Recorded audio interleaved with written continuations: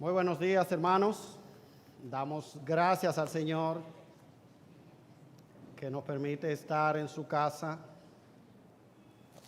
adorando su nombre, y en este día tan especial que nosotros nos reunimos como iglesia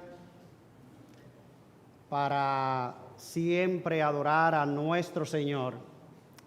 Y nosotros recordamos un día como hoy, que es el preludio de la celebración de su nacimiento en nuestra cultura occidental, que Cristo vino en un tiempo a este mundo.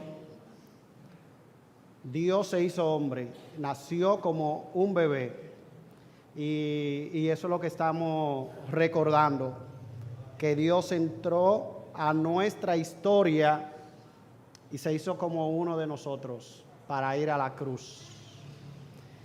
Yo quiero que en esta mañana ustedes vayan conmigo al Evangelio de Mateo capítulo 2, Mateo capítulo 2.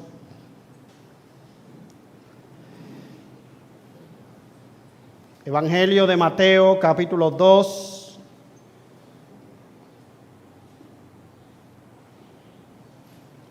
Versículo 1, y vamos a estar leyendo hasta el versículo 12 bajo el tema ¿dónde está el rey que ha nacido?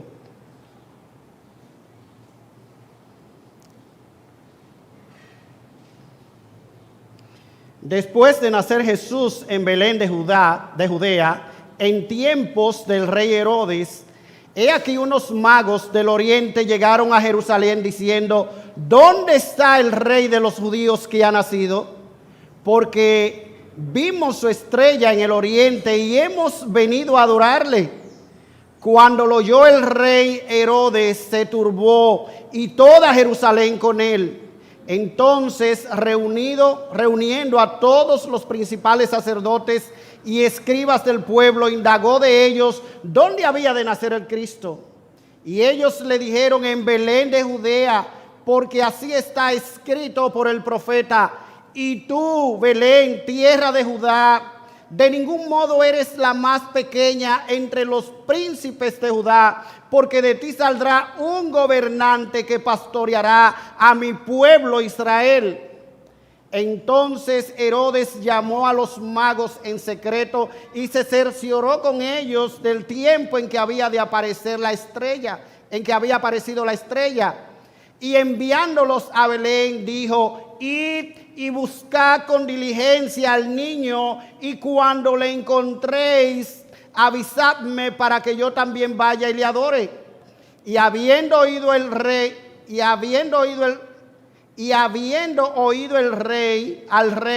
se fueron. Y he aquí la estrella que habían visto en el oriente iba delante de ellos hasta que llegó y se detuvo sobre el lugar donde estaba el niño. Cuando vieron la estrella, se regocijaron sobremanera con gran alegría.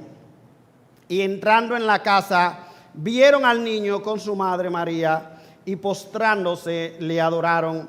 Y abriendo sus tesoros, le presentaron obsequios de oro, incienso y mirra. Y habiendo sido advertido por Dios en sueños que no volvieran a Herodes, partieron para su tierra por otro camino. Amén. Amén.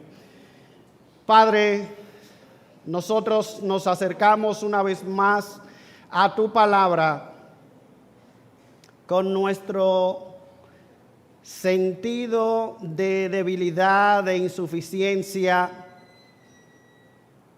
pero al mismo tiempo reconociendo tu poder, tu gracia, tu sabiduría, y por eso, Señor, clamamos a ti. Es tu palabra y nosotros queremos que tu Espíritu Santo abra los ojos de nuestro entendimiento. Como oraba el salmista: abre mis ojos y miraré las maravillas de tu ley. Permite que podamos ver a nuestro Rey en toda su gloria en esta mañana. que nuestra mente pueda volverse a Él y que tú quites cualquier distracción que pueda quitar nuestra vista del Rey que nació en Belén. Usa a tu siervo con gracia en esta mañana, con sabiduría, con poder. Da la unción de tu Santo Espíritu para que tu palabra sea predicada como debe ser. Por Cristo Jesús. Amén y amén.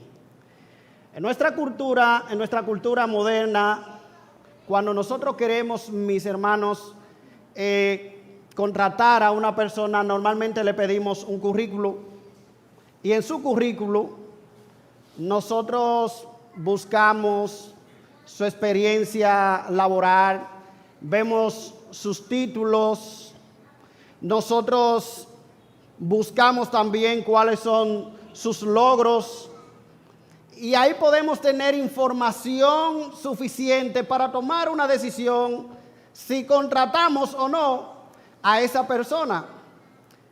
Pero no era así como se procedía en el siglo I, donde nació nuestro Señor. En aquella época, la familia, el linaje, el clan, eran determinantes. Esa era la carta de presentación de una persona frente a los demás. La gente con la que tú estabas conectado era lo que constituía el currículo de la persona. Por eso, Mateo comienza su evangelio presentándonos cuáles son las credenciales de nuestro Señor Jesucristo. Y Mateo capítulo 1 comienza justamente presentándonos quién es ese personaje acerca del cual él va a escribir. Y él comienza el capítulo 1, versículo 1, simplemente diciendo: libro de la genealogía. Este es el currículo de nuestro Señor Jesucristo. Libro de la genealogía de nuestro Señor Jesucristo, hijo de David, hijo de Abraham. Jesucristo, hijo de David, hijo de Abraham. Y uno diría: oye, ¿acaso no debió ser hijo de Abraham, que fue primero, y luego hijo de David? Pues Mateo dice no, porque Mateo quiere presentarnos a Cristo como el Rey enviado del cielo. Y Dios había prometido al rey David que de su descendencia él levantaría un rey que se sentaría en su trono para siempre. Así que nuestro Señor Jesucristo es ese rey. Y lo que Mateo hace en su genealogía es conectar a nuestro Señor Jesucristo justamente con David y decir: este niño que nacerá es el Mesías prometido. Él es aquel que hemos estado esperando durante siglos. Al fin la promesa hecha al rey David se ha cumplido. Pero nuestro Señor Jesucristo también es hijo de Abraham, porque Dios también prometió a Abraham que él iba, a través de su descendencia, Dios habría de traer bendición al mundo entero. Al mundo entero.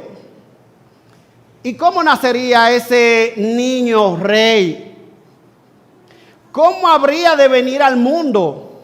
Bueno, Mateo en su capítulo 1 nos dice que él habría de nacer de una manera sobrenatural. Él no nacería como nacen todos los demás niños, porque él nacería a través de la intervención del Espíritu Santo. En otra palabra, la intervención de José no fue necesaria para que María quedase embarazada de Jesús. Y eso se ve en la misma genealogía. En el versículo 16 del capítulo 1 dice: Jacob engendró a José, el marido de María, de la cual nació Jesús, llamado el Cristo. No dice de los cuales.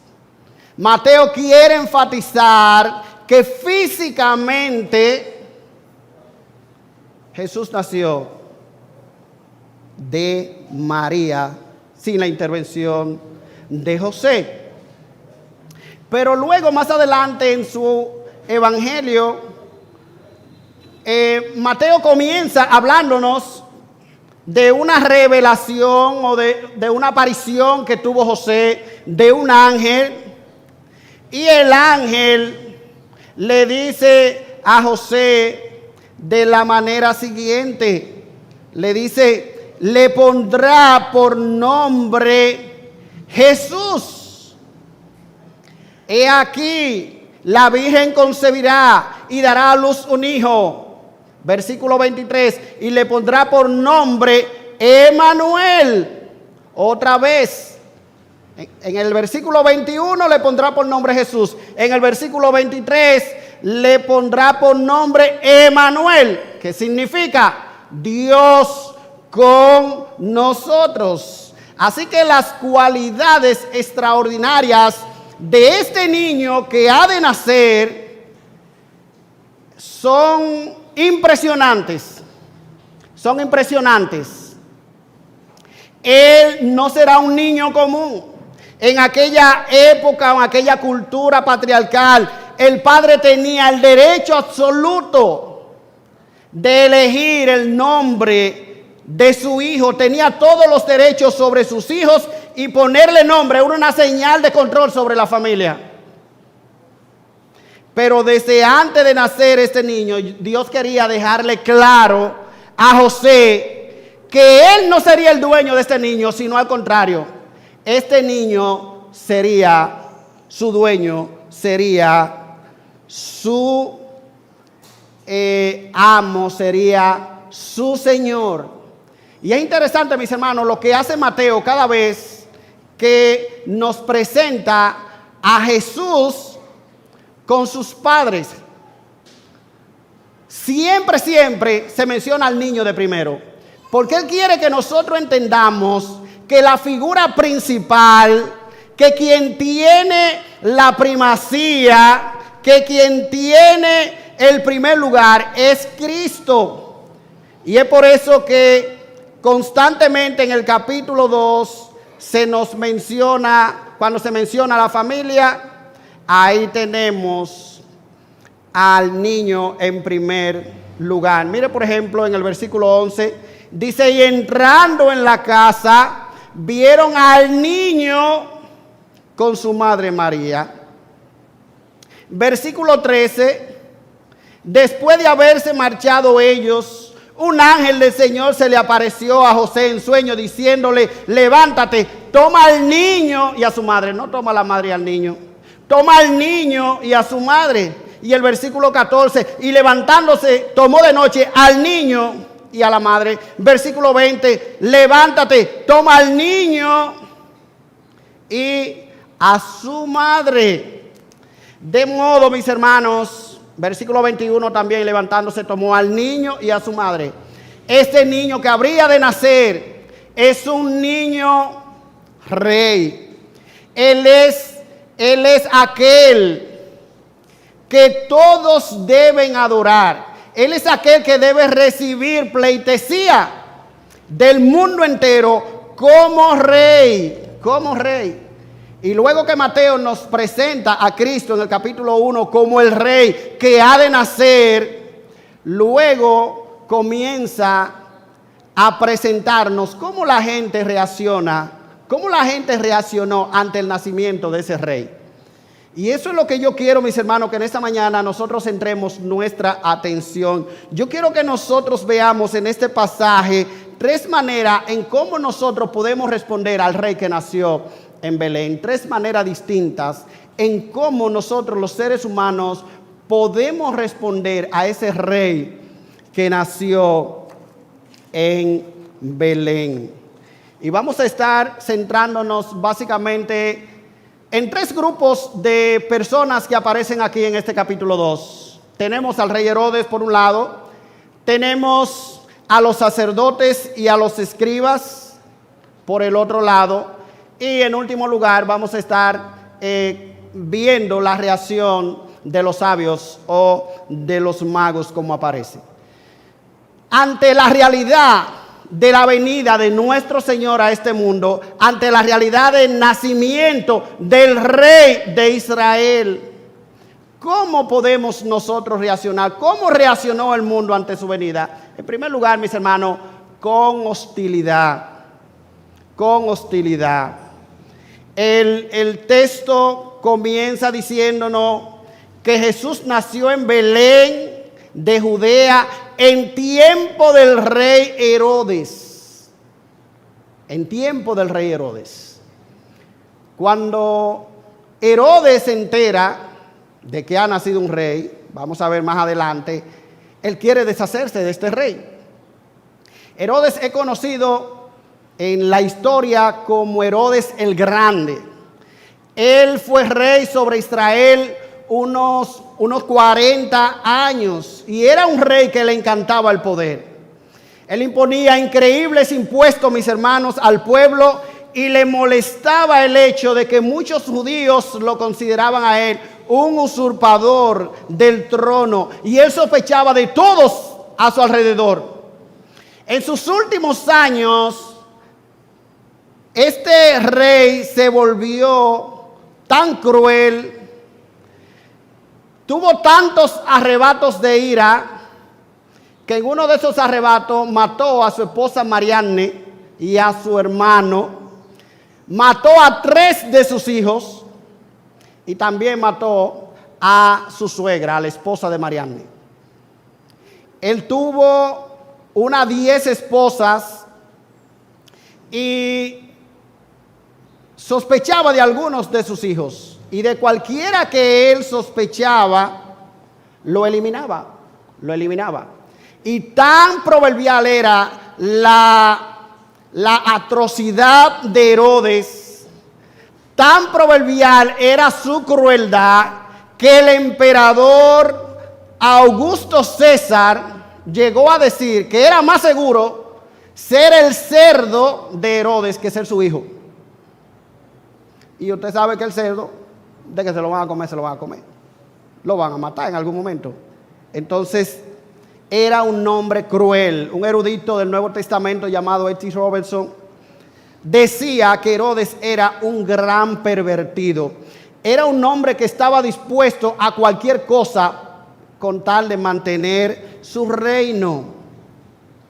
Así que trate, mis hermanos, conociendo usted ya el carácter de Herodes, trate de imaginar la amenaza que sintió el rey cuando llegan estos sabios y preguntan: ¿dónde está el rey de los judíos? Oh, ¿y acaso no soy yo el rey de los judíos?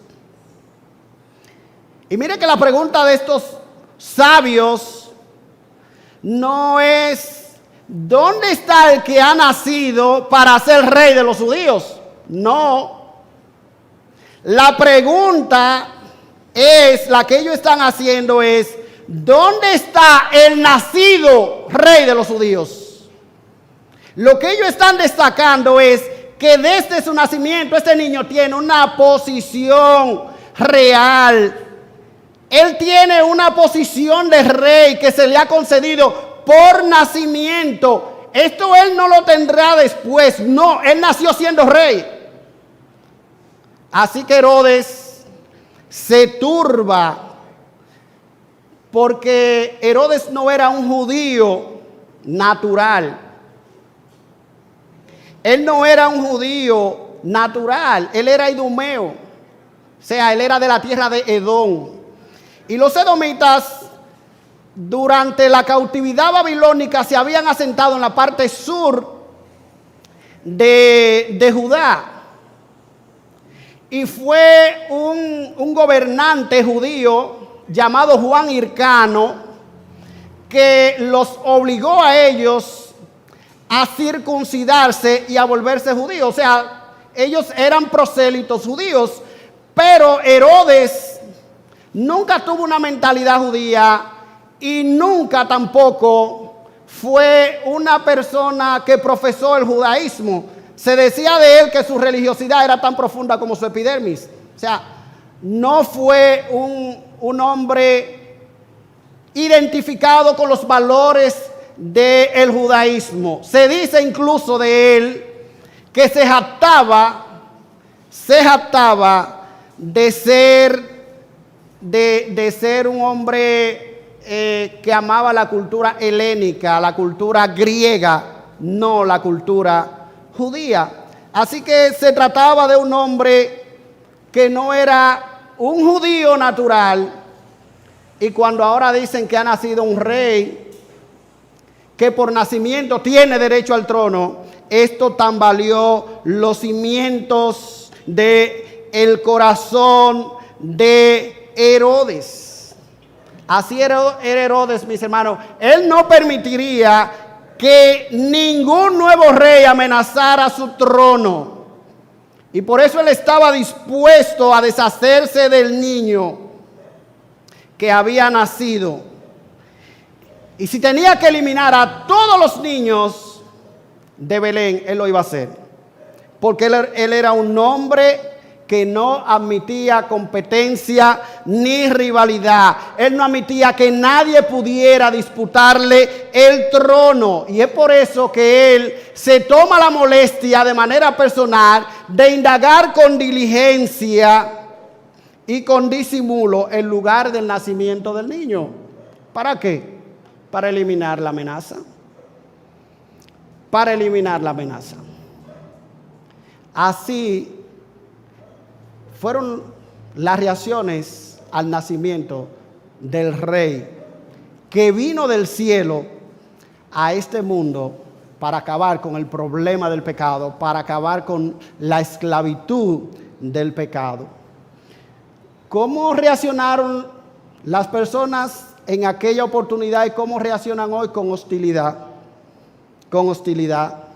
Tim Keller dice en uno de sus libros: si tú entras a un palacio y preguntas ¿dónde está el rey?, la persona que se sienta en el trono se alarmará. Si usted está justamente frente a él y le pregunta ¿dónde está el rey?, se alarmará. Si quieres ser rey y aparece alguien que te dice que él es el rey, entonces uno de los dos tiene que ceder. Solo una persona puede sentarse en un trono absoluto. Cuando Cristo, mis hermanos, vino a este mundo, Él exigió una lealtad sin rivalidad. En Lucas capítulo 14, versículo 26 se nos dice: si alguno viene a mí y no aborrece padre, a madre y mujer e hijos y hermanos y hermanas y también su propia vida, no puede ser mis discípulos. Y esa es, hermano, una de las declaraciones más absolutas de autoridad. Un llamado a una lealtad incondicional que inevitablemente dispara una profunda resistencia dentro de nuestro corazón. Así como reaccionó Herodes. En el centro de nuestro corazón, mis hermanos, hay un impulso que nos dice: nadie me dice qué hacer. Nadie me dice qué hacer. Nosotros queremos gobernar como gobernaba Herodes. Nosotros queremos que el mundo gire a nuestro alrededor, mis hermanos. Nosotros queremos que el mundo gire alrededor de nuestras necesidades y de nuestros deseos. Nosotros no queremos por naturaleza servir a Dios ni a nuestro prójimo. Nosotros queremos que los demás nos rindan pleitesía como los reyes, como los gobernadores de nuestro universo, de nuestro propio universo. Esa es la realidad de cómo nosotros vivimos, mis hermanos, porque en cada uno de nosotros existe un pequeño rey Herodes que desea gobernar y que se siente amenazado por todo lo que pueda comprometer su omnipotencia y su soberanía. Así reaccionamos muchas veces nosotros. La única diferencia nuestra, mis hermanos, con Herodes es que nuestra resistencia al reino de Cristo en nosotros puede que no sea tan notoria como la de Herodes, porque a lo mejor no mandamos matar a nadie, no queremos deshacernos físicamente de nadie, pero en realidad existe una resistencia natural, mis hermanos, en nosotros a los reclamos de Cristo de gobernar nuestra vida. Si nuestra utilidad, mis hermanos, no es tan evidente como la de Herodes, es simplemente porque nosotros tenemos más capacidad de disimulo que él. Si nuestra hostilidad no es tan evidente como la de Herodes, mis hermanos, es porque nosotros hemos creado dioses a nuestro antojo para enmascarar nuestra hostilidad hacia el verdadero rey. Y esa es la razón, mis hermanos, por la que nadie buscará a Dios a menos que nuestros corazones sean transformados sobrenaturalmente hasta que nosotros podamos desearlo y buscarlo. ¿Dónde está el rey? Esta es una pregunta perturbadora para nuestra alma, mis hermanos. Nadie es verdaderamente neutral respecto a si la Navidad es real. Si la Navidad es real, hermano, si Cristo vino del cielo como rey, como lo presenta la palabra de Dios, entonces nadie puede ser neutral frente a Cristo. Si Él es el Hijo de Dios que nació en un pesebre y en verdad nació, entonces nosotros hemos perdido el derecho a estar frente a nuestra propia vida. Si Él es el Hijo de Dios, si Él es el Rey que nació en Belén, entonces hemos perdido el control sobre nuestra propia vida porque solo Él es el Rey. Amén.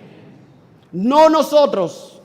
Y nosotros debemos vivir para estar sometidos a su gobierno, a su dominio, a su majestad y rendirle a Él todo el honor que solo Él merece.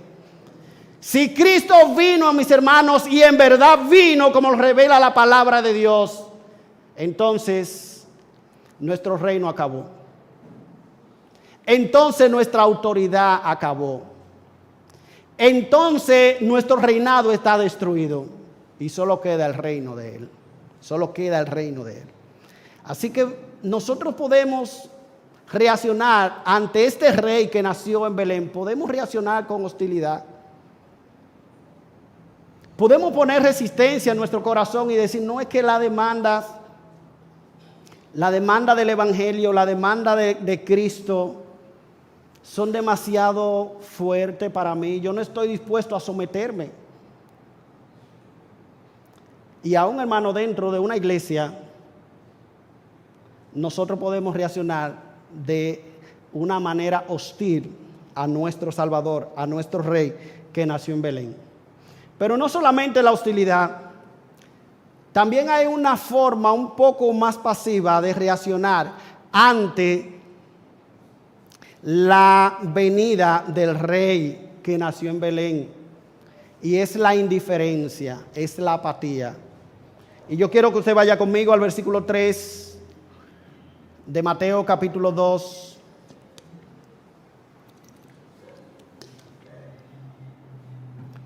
Cuando lo oyó el rey Herodes se turbó y toda Jerusalén con él. Entonces, reuniendo a todos los principales sacerdotes y escribas del pueblo, indagó de ellos dónde había de nacer el Cristo. Y ellos le dijeron, en Belén de Judea, porque así está escrito por el profeta. Y tú, Belén, tierra de Judá, de ningún modo eres la más pequeña entre los príncipes de Judá, porque de ti saldrá un gobernante para pastorear a mi pueblo Israel. Él convocó a las autoridades religiosas de aquella época y le dice, miren, hay un asunto aquí religioso, hay un tema que tiene que ver con la Biblia, así que yo quiero que vengan todos los teólogos y se sientan ahí.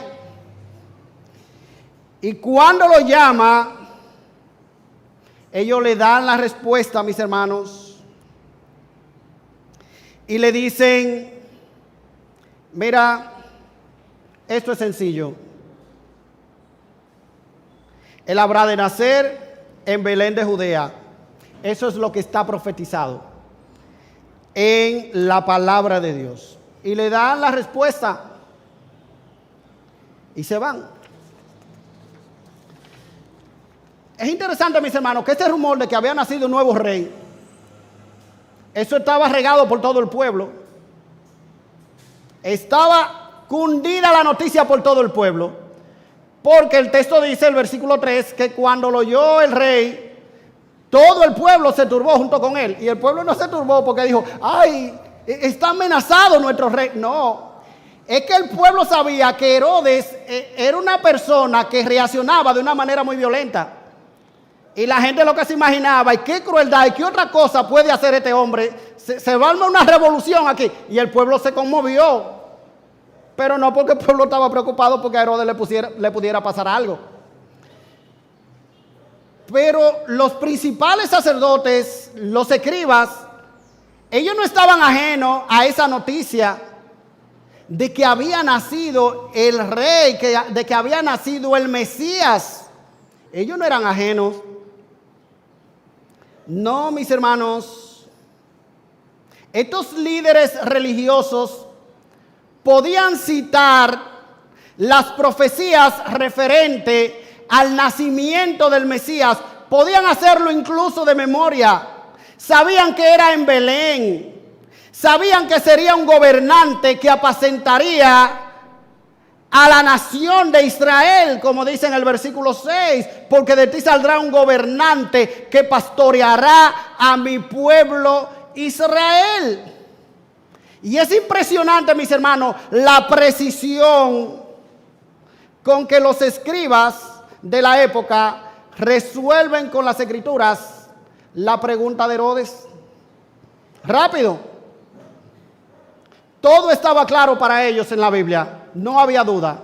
Mira, aquí el profeta Miqueas lo dice así, así, así. Es en Belén, ser un gobernante. Él es el que va a pastorear a Israel.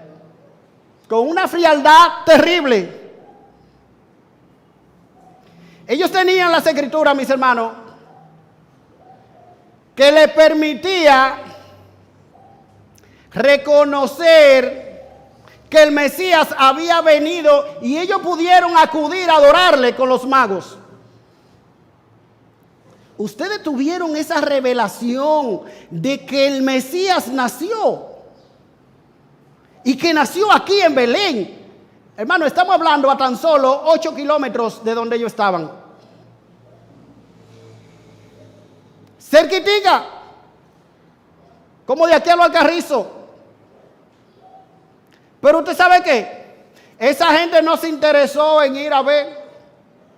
Ellos no se interesaron en ir a adorar al rey que había nacido.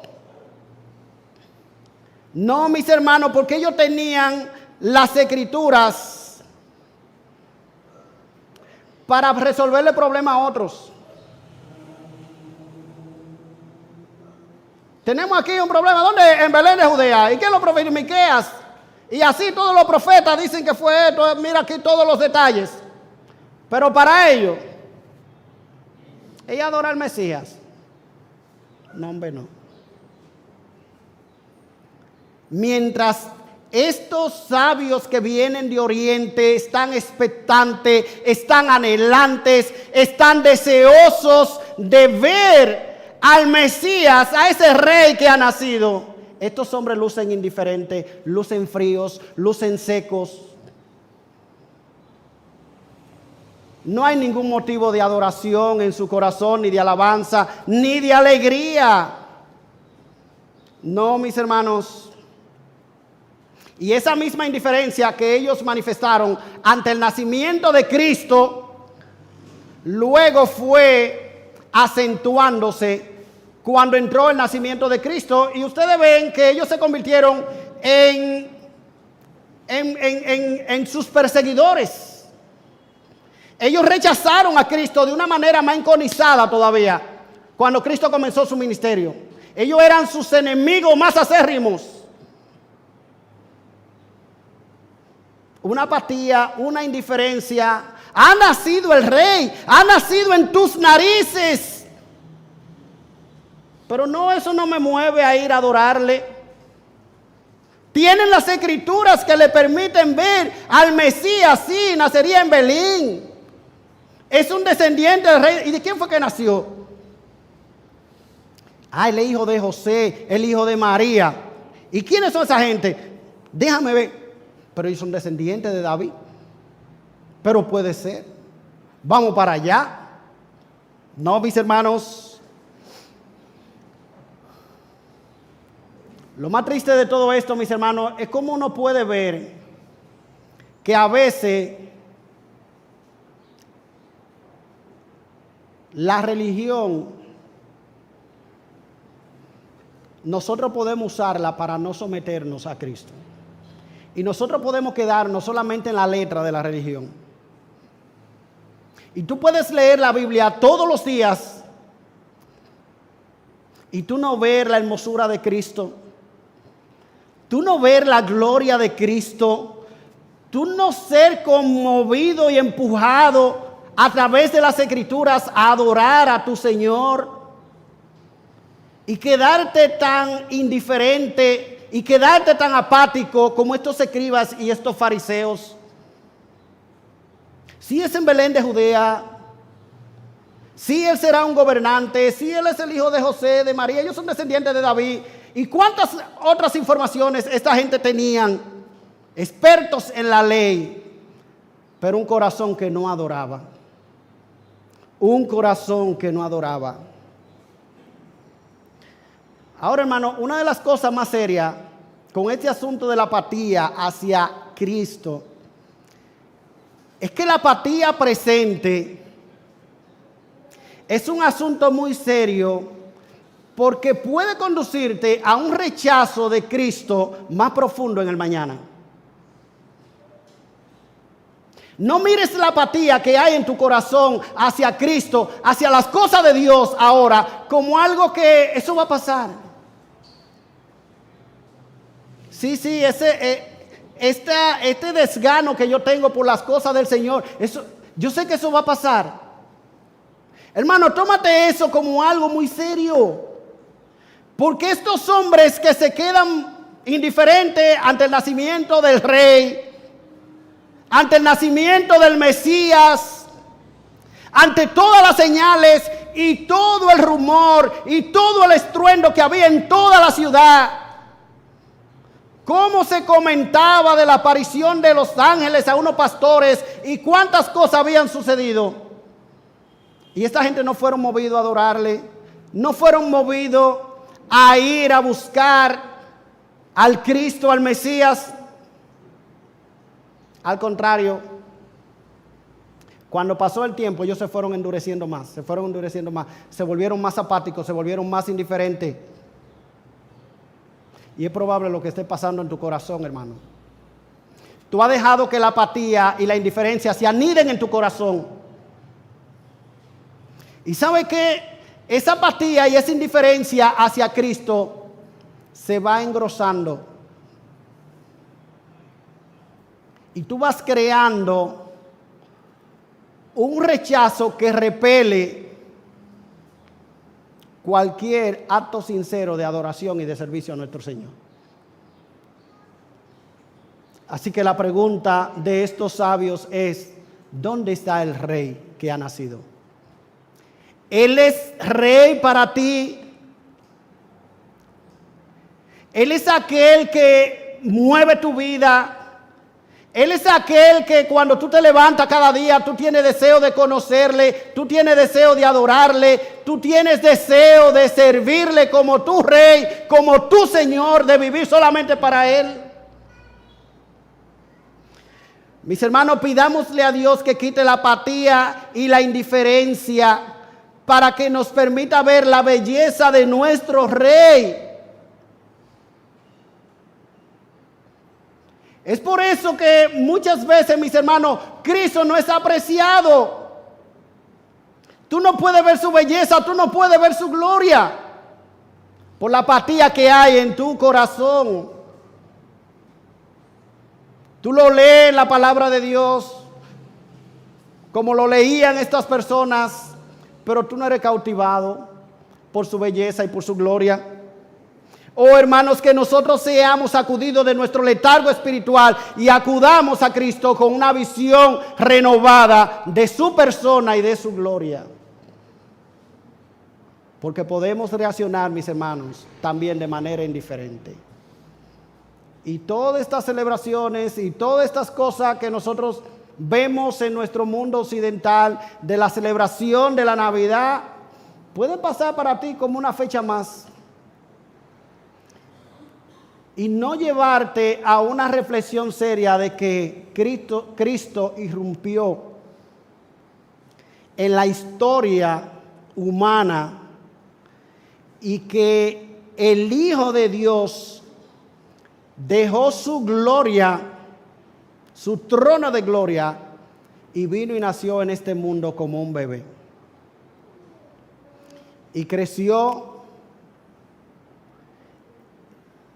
duró aquí en este mundo 33 años y finalmente fue a la cruz, donde trató de manera definitiva con nuestros pecados. Y ahora nosotros esperamos que Él regrese para reinar en todo su poder y plenitud. Y es posible que nosotros perdamos de vista, mis hermanos, todo eso, que nosotros tenemos un gran rey en Jesús. Y la apatía que estamos viviendo no nos permite ver a ese rey que es Cristo Jesús. Pero finalmente, nosotros también podemos reaccionar ante la venida del rey que nació en Belén con una adoración gozosa, con una adoración gozosa. La palabra de Dios comienza diciéndonos de estas personas, versículo 1, que después de nacer Jesús en Belén de Judea, en tiempos del rey Herodes, he aquí, unos magos del oriente llegaron a Jerusalén. Hay mucha discusión si fue de Persia, si fue de Babilonia, no se nos dice. Solo que vinieron de oriente y se dirigen al palacio porque ellos suponen, bueno, es un rey, debe estar en el palacio. Y van donde el rey Herodes y dicen, ¿dónde está el rey de los judíos que ha venido? Porque vimos su estrella en el oriente y hemos venido a adorarle. Es un rey. Hemos sido guiados por una estrella y en propósito de nuestra visita venimos a adorarle, dicen ellos. Versículo 8, y enviándolos a Belén les dijo, y buscad con diligencia al niño, y cuando le encontréis, avisadme para que yo también vaya y le adore. Y habiendo oído al rey, se fueron, y aquí una estrella, o la estrella que habían visto en el oriente, iba delante de ellos hasta que llegó y se detuvo sobre el lugar donde estaba el niño. Y cuando vieron la estrella, se regocijaron sobremanera con gran alegría. Y entrando en la casa, vieron al niño con su madre y postrándose, le adoraron. Y abriendo sus tesoros, le presentaron obsequios de oro, de incienso y de mirra. Yo no sé si usted ve el contraste que la palabra de Dios aquí está presentando, mis hermanos, entre los magos y los sacerdotes y los escribas. Los sacerdotes tenían toda la información de las Escrituras sobre el nacimiento del Mesías, pero aún así ellos no acudieron a adorarle. Estos sabios, en cambio, vinieron a adorar a Cristo solo con la información de una estrella que habían visto en el cielo.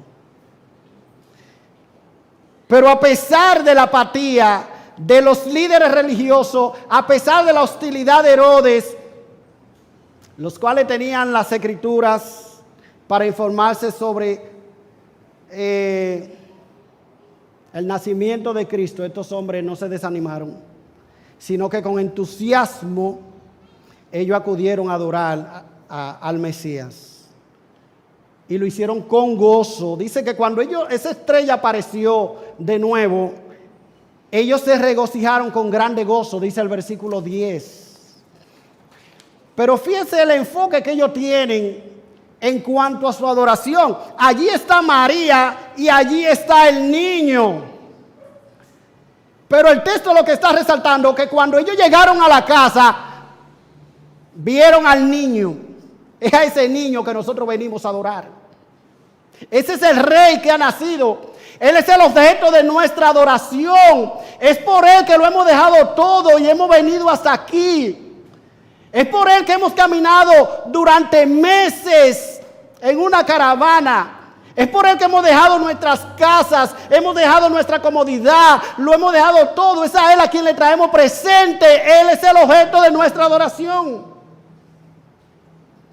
Pero mire la reverencia y el temor a Dios de estos hombres, mis hermanos. El texto dice, y postrándose lo adoraron. Se inclinaron y le rindieron reverencia. Las escrituras, mis hermanos, no nos dicen qué tanto conocimiento ellos tenían de Cristo. Si eran de Babilonia o de Persia, recuerden que hubo una cautividad donde los judíos habitaron en aquel lugar y hubo personas tan piadosas como Daniel, como sus amigos. Y es probable que ellos de esa comunidad judía hubieran tenido información acerca del Mesías que habría de nacer y que vendría al pueblo de Israel. Algún conocimiento ellos tenían y por esa razón, de una manera sobrenatural, Dios le condujo hacia Cristo. Pero ellos también, esta adoración fue una adoración costosa. Dice el texto, versículo 11, que abriendo sus tesoros le ofrecieron presentes de oro, de incienso y de mirra. Pero algo importante también que destaca la adoración de estos hombres es la obediencia de ellos a Dios. Cuando el Señor se le aparece en revelación y le dice, no vuelvan por el mismo camino, sino que váyanse por otro lado, por los malvados planes que tenía el rey Herodes, ellos regresaron por otro camino, en un acto de obediencia a Dios, y se fueron por otro lugar. Mis hermanos, estos sabios reaccionaron con adoración. Venían de lugar lejano. Se calcula que recorrieron miles de kilómetros, probablemente unos 1,600 kilómetros para ir hasta Belén. Un viaje que se supone duró unos meses en esas caravanas que se hacían. No solamente trajeron presentes u ofrenda a un monarca, sino que ellos también dejaron sus comodidades, dejaron sus casas. Tuvieron inconveniente en el camino porque al parecer, cuando fueron al palacio, ellos perdieron la pista de la estrella. Y por esa razón fueron al palacio. Pero aún así, mis hermanos, ellos persiguieron, ellos no se desanimaron. Ellos tenían un anhelo ferviente de conocer al rey que había nacido. Mis hermanos, y la verdadera adoración debe ser algo que nosotros anhelamos. Algo que nosotros anhelamos dar a Cristo. Algo que nosotros podamos sacrificar para Él. Y eso fue lo que esta gente demostraron. Ellos sacrificaron sus comodidades, sus hogares y también sus recursos, porque los presentes que le trajeron eran presentes costosos. Mis hermanos, esta gente no se detuvieron y dijeron, bueno, pero si estos son los maestros de la ley judía que están aquí, y ellos reaccionan con esta frialdad, pero nosotros vinimos a perder nuestro tiempo. Pero mira cómo los líderes reaccionan. Mira esta gente en Belén de Judá. Pero ustedes vieron que ellos se quedaron. Pero nosotros pensamos que esta gente iba a hacer una caravana y que no íbamos todos cantando. Voy camino de Belén, qué sé yo, como dice Villancico. No. Y pudieron haberse ido murmurando por ahí, güey, pero qué gente tan apático y tan... No, mis hermanos. ¿Tú sabes por qué? Porque ni tú ni yo tenemos que adorar a nuestro Señor mirando a lo que sucede en nuestro entorno. Cristo te llama a una relación personal con Él, hermano. Él quiere que tú le rindas una adoración gozosa y que tu alma le anhele como el ser más maravilloso de todo el universo, independientemente de que todo el mundo le dé la espalda a Él. Independientemente de que en la iglesia todo el mundo esté apático. Dios quiere, mis hermanos, que nuestra adoración sea una adoración sincera,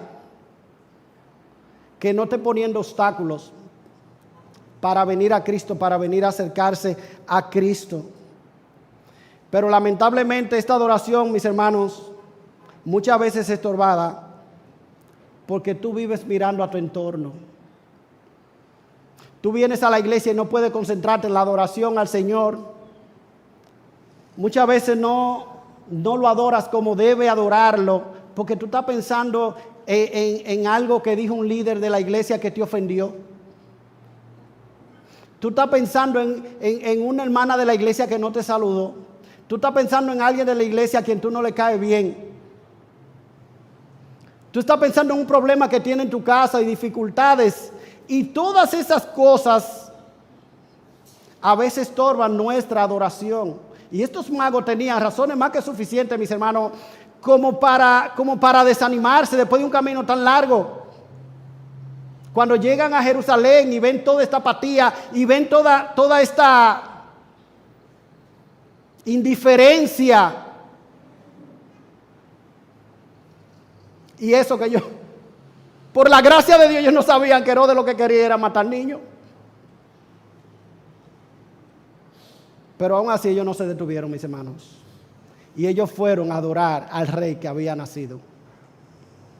Y cuando nosotros, mis hermanos, decidimos adorar a nuestro Señor, decidimos servirle a Él como nuestro rey, tenemos que saber que estamos asumiendo un compromiso con Cristo, independientemente de lo que pase a nuestro alrededor. Habrá muchas circunstancias y muchas situaciones que pueden hacerte desanimar en el camino. Pero hermano, es a tu rey a quien tú sirves. No es a los ancianos de la iglesia, no es a los líderes de la iglesia, no es a esa hermana gentada que no te habla o que no te saluda. No, hermano, es a tu rey a quien tú vienes a adorar. Es a tu rey a quien tú vienes a servirle. Es a Él ante quien tú debes derramar tu corazón en una adoración gozosa y decirle: Señor, yo vivo para ti porque tú eres mi Señor que ha perdonado todos mis pecados y yo quiero rendirte a ti toda mi vida. Hermano, nosotros debemos renunciar a todos, como hicieron esta gente, como hicieron estos sabios, y entregar toda nuestra vida a nuestro Señor. La adoración siempre tiene que pagar un precio. Siempre tiene que pagar un precio. Y esta gente entendieron que adorar a ese rey, del cual no tenían probablemente tanto conocimiento, involucraba despojarse de algo. Y ellos le trajeron un presente. Trajeron regalo para su Señor, de oro, de incienso y de mirra.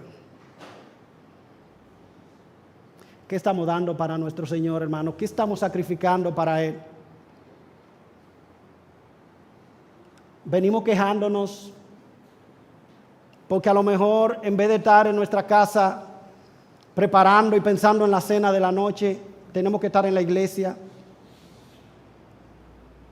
Venimos quejándonos porque a lo mejor tenemos otras cosas más importantes que hacer que estar ocupados en el rey que nació en Belén. ¿Cómo reaccionará, hermano? ¿Cómo tú reaccionas ante el rey que nació en Belén? ¿Cómo reacciona? ¿Con hostilidad, con apatía o con una adoración gozosa como hicieron estos hombres? Hay una vieja historia de un rey que fue a las calles de su pueblo para saludar a sus súbditos. Y un mendigo sentado a la vera del camino levantó ansioso su recipiente de limosna, seguro de que el rey le daría generosamente.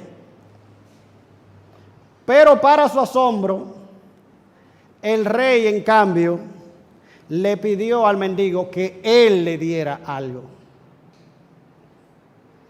Tomado por sorpresa, el mendigo tomó 3 granos de arroz del recipiente y lo arrojó sobre la mano extendida del rey. Cuando al final del día el mendigo llega a su casa, sacó todo lo que había recibido, encontró para su asombro 3 granos de oro puro en el recipiente. Y el lamento del mendigo no se hizo esperar. Solo dijo: ¡ay! Si lo hubiera dado todo. Si lo hubiera dado todo. Hermano, ¿qué tú puedes sacrificar para tu Señor? Que Él no te lo va a devolver 100 veces más y en el siglo venidero la vida eterna. Él es nuestro Rey que merece toda nuestra vida, toda nuestra adoración, toda nuestra alabanza, una alabanza anhelante y potente, porque no hay nadie como Él. Él es el Rey que vino del cielo a reinar. Pero Él vino primero para morir por nosotros y por eso vino de una manera humilde. Pero Él viene un día en gloria y poder y le veremos en toda su majestad. Amén. Que esta sea nuestra esperanza anhelante y gloriosa en este día previo de la celebración de su nacimiento. A Él la gloria.